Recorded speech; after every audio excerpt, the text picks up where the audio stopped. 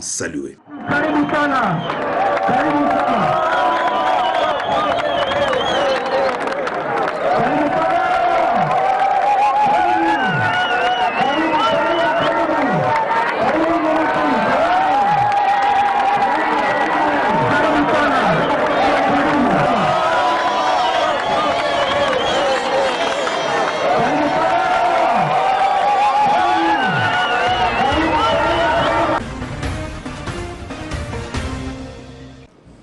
La coopération bilatérale entre la République démocratique du Congo et le Rwanda,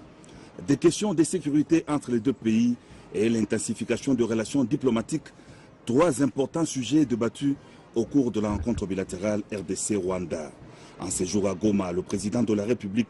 Joseph Kabila Kabange, traverse la frontière ce vendredi 12 août 2016 pour se rendre à Gisenyi dans le district de Rubavu, le lieu de la rencontre.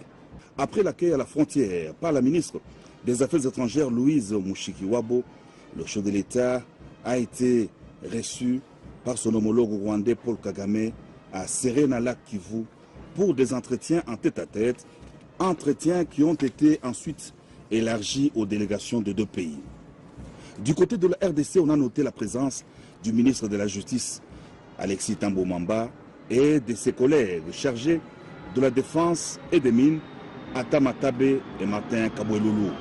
La délégation rwandaise était composée des ministres des Affaires étrangères, Louise Mushikiwabo, des Infrastructures, Germaine Kamaï-Rezé, et du secrétaire d'État à l'énergie.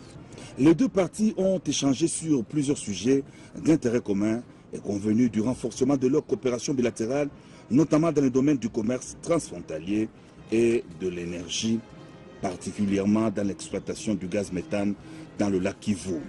Il a été convenu que l'équipe technique conjointe s'attellera aux travaux y afférents avant la fin du mois d'août 2016. Le communiqué de presse conjoint à l'issue de la rencontre bilatérale stipule également que les deux parties ont souligné l'importance de la mise en place d'un mécanisme étroit d'échange de renseignements dans le cadre de la coopération bilatérale relative au domaine de la sécurité.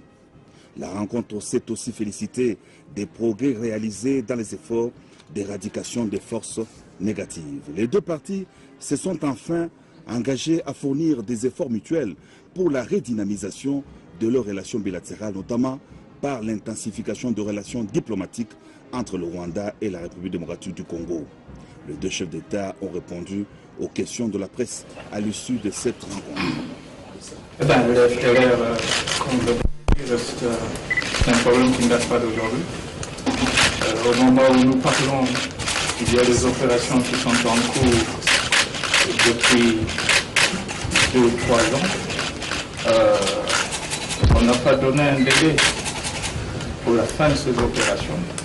précisément parce que nous pensons que la fin des opérations dépendra de la fin de ce problème. Concrètement, cela veut dire tant qu'il y aura des FDLR, on va continuer avec les opérations. Alors la question, ce n'est pas de savoir ce que nous comptons faire, mais plutôt ce qui se fait sur le terrain. Ce qui est en train de se faire sur le terrain, et sont les opérations qui sont en cours. Dans la province ici du Nord Kivu, et bien entendu, une partie de la province du Sud Kivu. Fin de la rencontre bilatérale RDC-Rwanda, le chef de l'État Joseph Kabila Kabange regagne le pays par la ville de Goma. Il reçoit un accueil triomphal.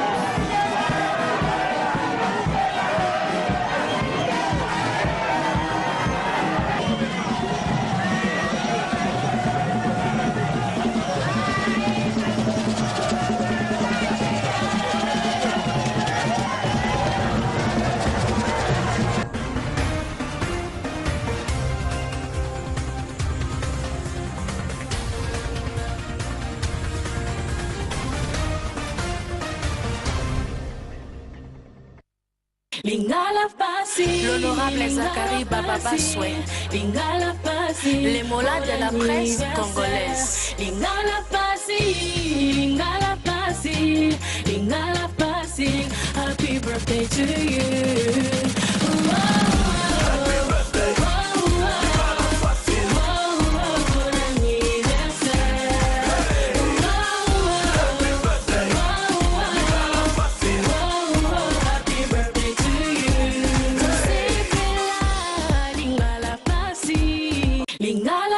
L'honorable Zachary.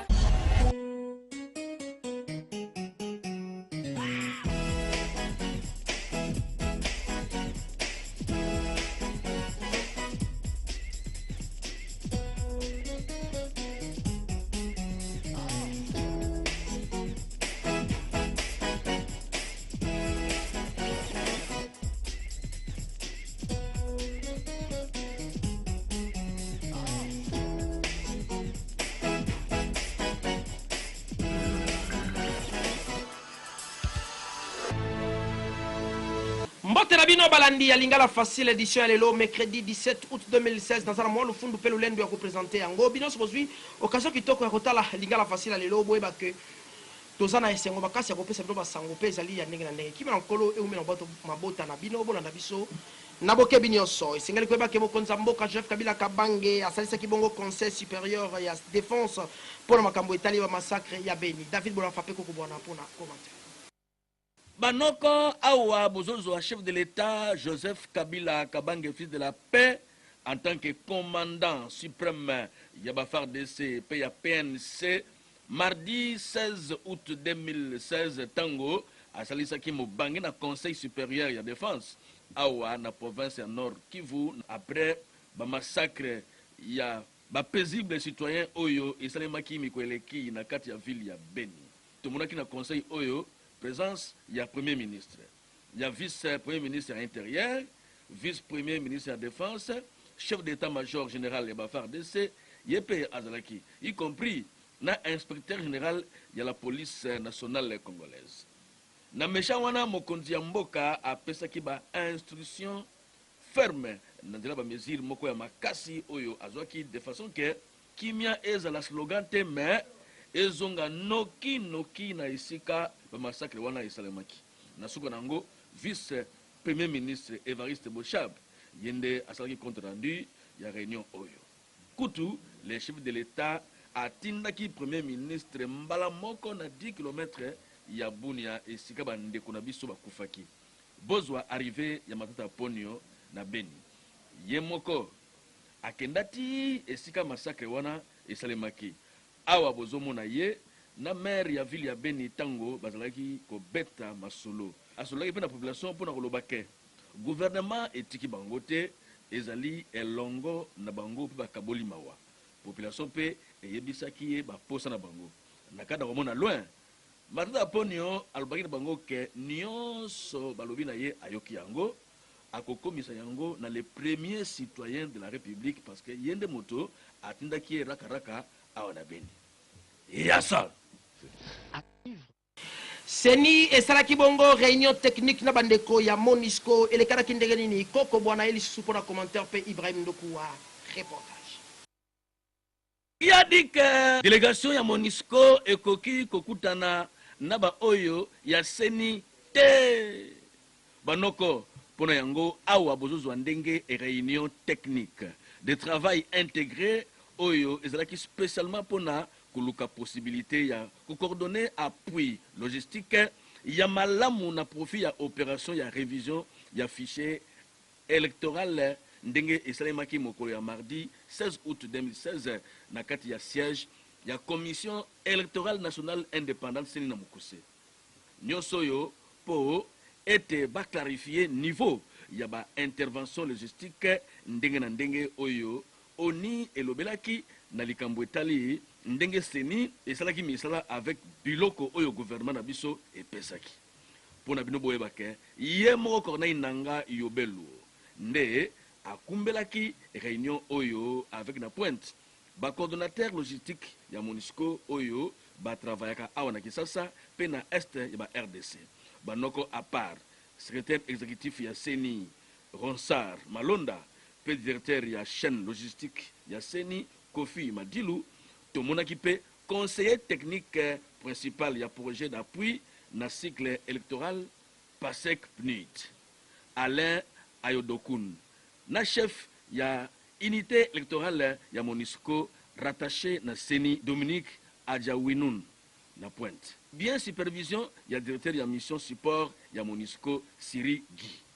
Awa pe bozozo atango président ya Seni Corneille Nanga azalaki ko expliquer bango ba défi logistique oyo Seni eza nango mikolo yo pour na révision ya fichier électoral pe alobaki que Seni ici epusani mwa mosika na masolo ya opération ya identification pe enrôlement ya ba électeur na cadre ya révision ya fichier électoral congolais avec impact na idéologie.